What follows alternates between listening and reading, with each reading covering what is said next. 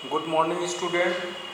अब हम आपको करेक्शन ऑफ इनकरेक्ट सेंटेंसेस, अशुद्ध वाक्यों को शुद्ध करना बताएंगे।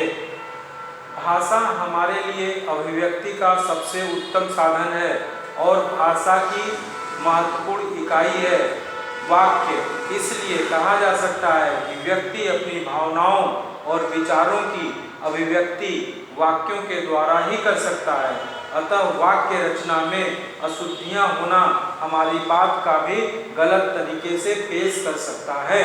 दरअसल वाक्य रचना में अशुद्धियां व्याकरण के नियमों की जानकारी के अभाव में ही होती हैं। प्रत्येक भाषा की अपनी एक व्यवस्था होती है, उसके अपने अलग अलग नियम होते हैं। जैसे अंग्रेजी भाषा में कर्ता या उद्देश्य के तुरंत बाद क्रिया आती है, फिर कर्म इत्यादि, किंतु हिंदी में कर्ता के बाद कर्म और करण आदि आते हैं और अंत में क्रिया आती है।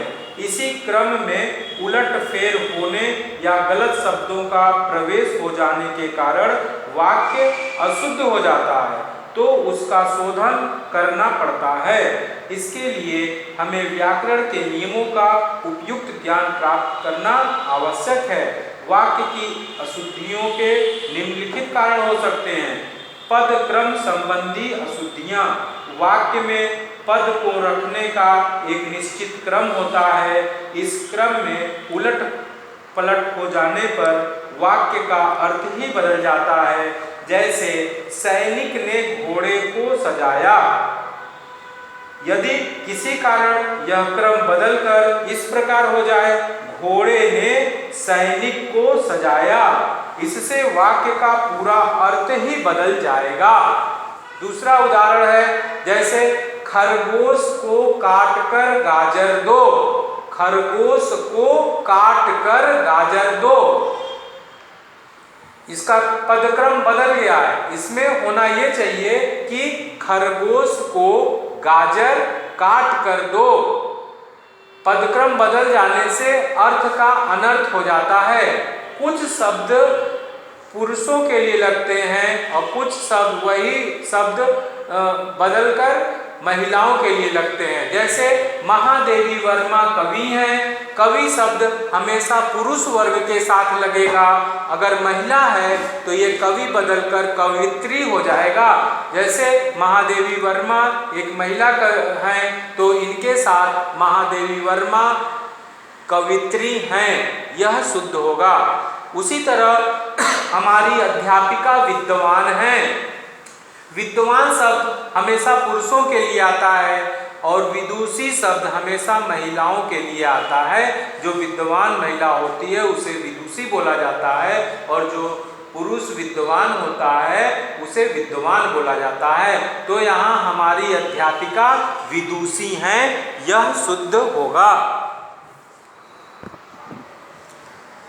मुहावरा शब्द अरबी भाषा से लिया गया है। इसका अर्थ है वह वाक्यांश या वाक्य जो अपने सामान्य अर्थ से भिन्न किसी और अर्थ में रूढ़ हो गया हो। मुहावरे में शब्द समूह का साधारण अर्थ न लेकर सांकेतिक अर्थ लिया जाता है।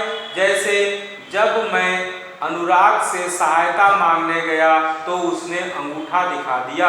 अंगूठा दिखाना को यदि हम साधारण वाक्यांश माने तो उसका अर्थ होगा अंगूठे को दिखाना, परंतु यह वाक्यांश यहाँ साधारण अर्थ में प्रयुक्त न होकर मुहावरे के रूप में प्रयुक्त हुआ है। अतः यहाँ यह अपने सामान्य अर्थ को छोड़कर एक विलक्षण अर्थ इनकार करना या देने से मना साफ मुकर जाना प्रकट करता है।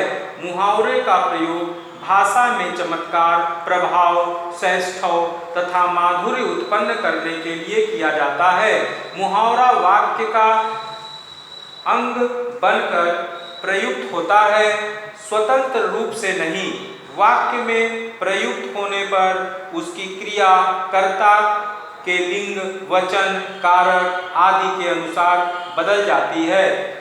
परीक्षाओं में सामान्यतः मुहावरे का अर्थ लिखने अथवा अर्थ लिखकर उसका वाक्य प्रयोग करने संबंधी प्रश्न पूछे जाते हैं।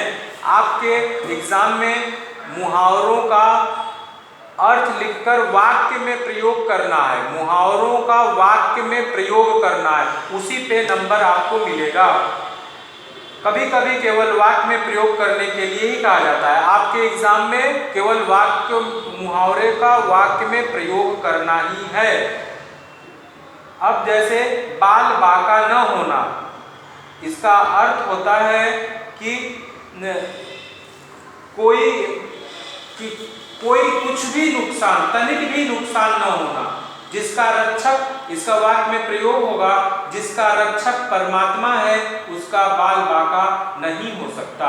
एक चीज मुहावरे में और ध्यान देने वाली बात है कि वाक्य करते समय जो मुहावरा दिया है उसी मुहावरे का प्रयोग करना है। जैसे बाल बाका न होना, तो ये बाल बाका न होना ये शब्द आपके मुहावरे के प्रयोग में आना चाहिए, न कि मुहावरे का अर्थ। मैदान मारना मतलब जीत लेना, जीवन की हर परीक्षा में वही मैदान मार सकते हैं जिनकी तैयारी अच्छी होती है। तो जो हम वाक्य में प्रयोग करेंगे उसी पे हमें नंबर मिलेगा। मुहावरा आपका एग्जाम में 5 मार्क्स का होगा, 5 मुहावरे होंगे एक एक नंबर के। उसी तरह करेक्शन ऑफ द सेंटेंसेस भी 5 मार्क्स के होंगे, एक एक नंबर के होंगे, और इसमें मैथ की तरह पूरा में पूरा नंबर आपको मिलेगा। मुहावरा और वाक्यों को शुद्ध करना, ये जितना प्रैक्टिस करेंगे, जितना से ज़्यादा प्रैक्टिस, उतना ही आप एग्जाम में अच्छे से कर पाएंगे सही।